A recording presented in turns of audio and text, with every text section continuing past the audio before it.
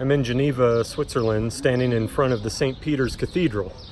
A church that has a long history, Romanesque and Gothic, neoclassical in some of its architecture and some of the layers, but most famously known for the church that John Calvin preached in during the Protestant Reformation.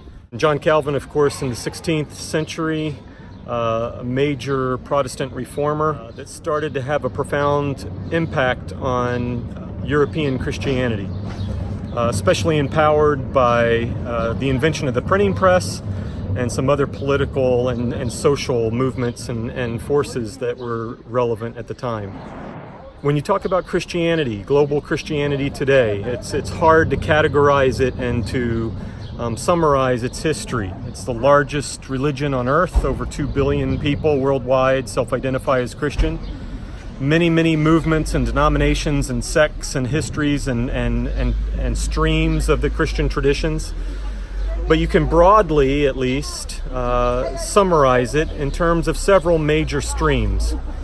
The early Christian church, after the day of Pentecost in the Roman Empire, grew especially as a consortium of local house churches spreading out across the Roman Empire.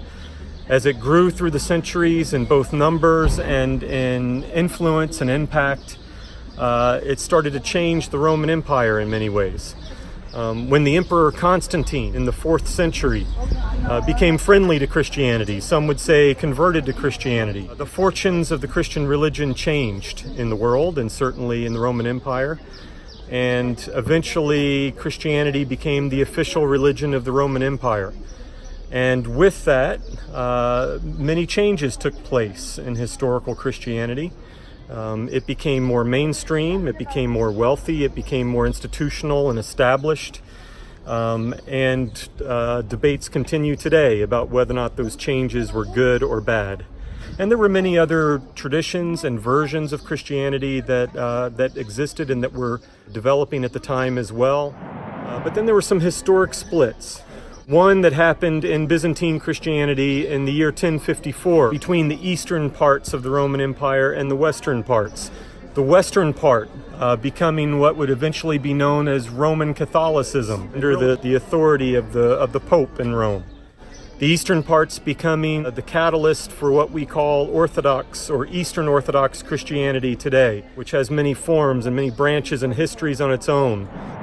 The next historic split happened in the 16th century, and it happened in Europe, and it's what we call the Protestant Reformation. In the year 1517, a Catholic monk named Martin Luther started some protests against medieval Christianity and against the structures and the practices of medieval Catholicism. The Protestant Reformation developed in many different directions. One of the most influential happened under the guidance, under the writing, and under the leadership of John Calvin. Calvin was a systematizer of the Protestant Reformation. He was a preacher, and the experiments, the political and religious experiments that accompanied that, happened here in Geneva. And that's had major impacts and influences on Christian movements all across the world.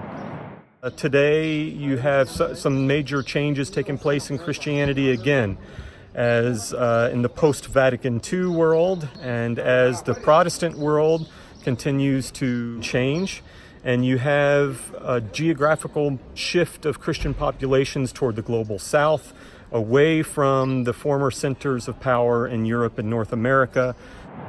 In the broad scheme of Christian thought and Christian history, if you think about the major turning points and major movements and major leaders, this place, this city, and this cathedral, where John Calvin did so much of his work, play very large.